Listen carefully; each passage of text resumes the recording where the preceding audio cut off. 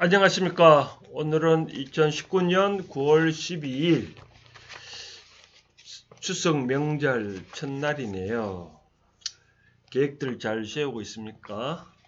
오늘 제목 보니까 베이비 부모네요. 베이비 부모. 한번 보겠습니다. 채용 내용부터 보겠습니다. 베이비 부모. 베이비 부모란 미국에서 2차 세계대전이 끝나고 일정한 시기에 태어난 사람들이란 뜻인데, 이 시기의 특성을 보면 남자들이 2차 세계대전이 끝난 후 집으로 돌아와서 부부가 다시 만나거나 결혼을 하게 되어 그때부터 태어나기 시작한 아이들이 많았기에 이 시대를 베이비 부모 시대라 한다. 이 베이비 부모 시대가 언제까지인가는 나라마다 조금씩 다른데, 미국에서는 제2차 세계대전이 끝난 1946년부터 1965년, 일본은 1947년부터, 우리나라는 6.25 전쟁이 끝난 1955년부터 베트남 전쟁 참전 전까지인 1963년 사이라고들 한다. 다만 우리나라는 띠가 중요하고 즉 12가지 띠가 있고, 또 전쟁이 1953년도에 끝났지만 실제로는 1952년도에 383 중심으로 전쟁이 있었기에 통상 52년생 용띠생부터 63년 토끼띠생까지로 통상 보고 있다. 지금 이 세대에 왜 베이비 부모 세대가 주목되느냐 하면, 이제 이들 세대가 직장에서 서서히 은퇴를 하니 경제계의 주춧돌 역할을 하다가 한꺼번에 많은 세대들이 나오니 경제계에 공백이 생길까 우려되면서부터이다. 그런데 똑같은 베이비 부모 세대라 하지만 나라마다 제각기 다르다. 미국은 전쟁이 끝나고 경제가 활황되어 풍요 속에 그들은 성장했지만, 우리나라는 전 국토가 폐허가 되었고 전기불도 없이 호롱불 아래서 밤을 보내만 했고, TV 대신 베이비 부모 세대들은 라디오를 들었다. 공부도 한꺼번에 많이 태어나다 보니 한반에 학생이 50명 내지 60명이나 되었으며, 그것도 경제가 어려워 공부를 다 못하고 누나가 남동생을, 형이 아우를 그렇게 공부시켰으며 한 가정에 한 명만 공부 제대로 하고 대학보다는 공업학교, 상업학교를 위주로 그렇게 어렵게 공부를 하였으며, 부모들은 어짜등등 이들 자식을 공부시키기 위해 온갖 고생 다 했다. 공부를 마치니 경제가 막 성장기여서 일자리가 많아 직장은 입맛대로 골라가던 시절이었다. 그래서 그들이 사회 곳곳에서 지식인으로 성장의 한 주역으로 있기에 오늘날 이렇게 성장했다.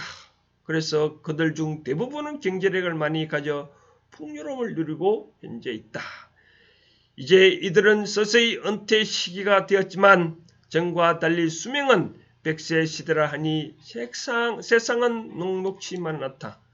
물질은 많이 가졌지만 성장에만 관심 가졌지 내적 질량 높이는데 별 관심이 없어 정신적으로 공황이 와 있는 상태다. 이제까지 열심히 일했는데 하루아침에 뒷방 노인 신세로 여기니 육체는 아직 한참인데 어디로 튈지 모르고 방황하고 있는 셈이다. 이 일을 어찌할거나, 돈이란 게 움직이는 성질이 있어 자꾸 어디 가려고 하고 앞으로 살아날 날이 많이 남아있어 그 경제력을 후세들에게 물려주고 싶어도 밑빠진 독에 물 붓기니 고민도 이만저만 아니다. 이제 그간 공부 영역을 다양화하고 내가 살려고만 나만 바라봤다면 옆주위도 돌아보고 내가 그간 어떻게 살아왔는지 하나의 비법을 남겨 하나하나 베푸는 삶을 살아야 한다. 내가 살기 위해 도시를 갔다면 이제 다시 시골로 복귀해 아름답게 가꾸고 후진 양생을 위한 나름의 역할을 해야 한다. 우리가 어릴 때 그토록 이었지 않았던가? 우리는 민족의 역사적 사명을 두고 이 땅에 태어났다라고 이러한 역사적 사명을 부여받았으면 이제는 무언가 새로운 것을 찾아 해야 함을 알자 라고 책에는 되어 있네요. 그렇죠. 베이비 부모, 전쟁 끝난 후에 태어난 시대, 베이비 부모 세대인데 왜 베이비 부모 세대들이 인구가 많이 태어났을까요? 이 세상은 하늘과 땅, 자연, 사람으로 다 형성되어 있습니다. 근데 전쟁으로 많은 사람이 죽다 보니 딱 3박자 딱 갖춰져 있는데 한쪽이 적잖아요. 사람이 죽었으니. 그럼 어떻게 되겠습니까? 그걸 채워야죠. 그래서 전쟁이 끝나면 사람 많이 태어나는 것은 당연한 겁니다. 그러한 세대들이 이제 직장에서 점점 은퇴를 하고 그런 시기에 다가오니 그런 인원들이 적으면 모를까 많으니까 참 문제덩거리죠.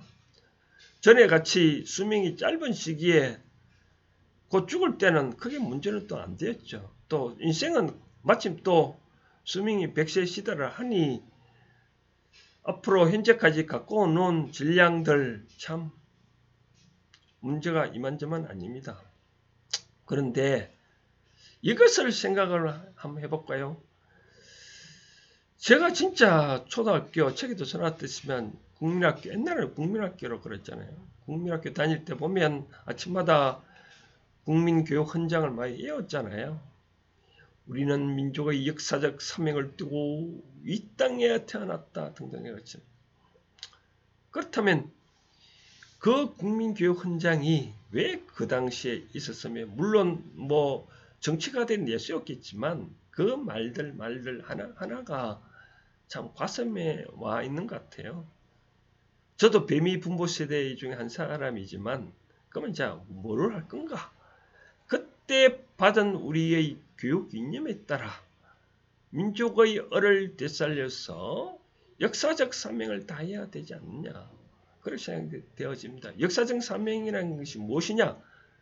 뭐 큰 것을 해야 하는 게 아닙니다.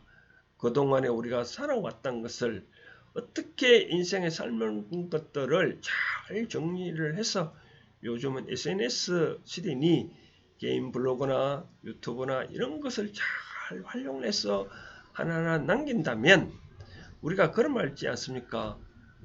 호랑이야 죽으면 가죽을 남기고 사람이 죽으면 이름을 남깁니다. 이름을 남기는 방법은 다른 거 없습니다. 우리가 인터넷 시대에 우리가 종이는 뭐 불타서 없어지지만 인터넷은 서로 연결되기 때문에 세상이 망하지 않는 한 인터넷은 글은 사라지지 않습니다. 그런 글들을 보고 우리가 그 사람이 누구란 걸 알 수 있습니다. 그렇기 때문에 이제 그러한 민족의 역사적 사명을 우리가 베이비 부모 세대들이 그간 열심히 일했다면 앞으로 이러한 역사적 사명을 완수할 때라고 생각되어집니다. 아무튼 추석 명절 넉넉한 삶 저 들도 말고 한가위와 같았는데 이런 넉넉한 마음을 어떻게 하면 후세 사람들한테 전달할 것인지 잘 고민할 때가 왔는가 봅니다. 오늘은 여기까지 하겠습니다. 감사합니다.